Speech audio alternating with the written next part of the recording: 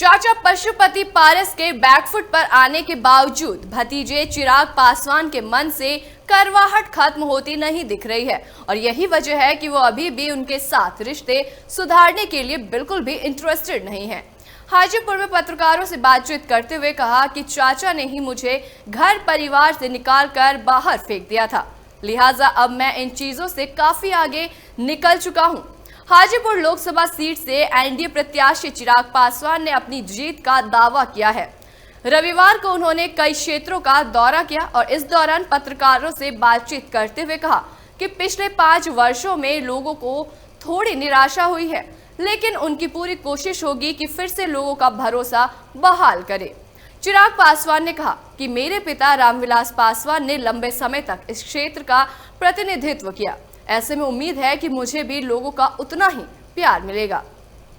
वहीं चाचा से मिलने वाले संभावित आशीर्वाद की बाबत पूछे गए सवाल के जवाब में चिराग पासवान ने कहा कि उन्होंने आशीर्वाद का हाथ मेरे सिर से क्यों हटा लिया, ये मुझे नहीं पता।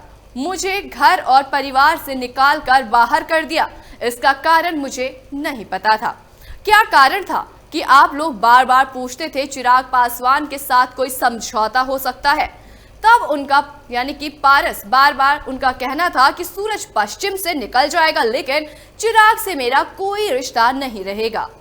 इसमें आगे एलजेपी के अध्यक्ष चिराग पासवान ने कहा कि परिवार एक होने के बाद पर चाचा नेवर नेवर कहना मुझे नहीं पता।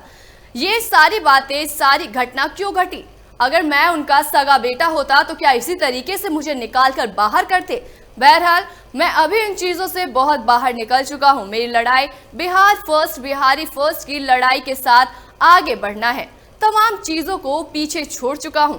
आज की तारीख में प्रधानमंत्री जी को 40 की 40 सीटें जीत कर देनी है।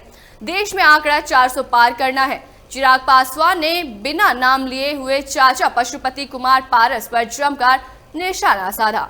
उन्होंने कहा कि हाजीपुर को विकास के कार्यों में काफी निराशा हुई है, लेकिन वो प्राथमिकता देंगे।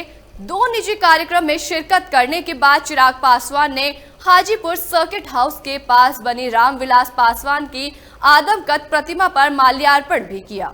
ऐसी तमाम बड़ी खबरों के लिए देखते रहें केलांचल टाइम्स।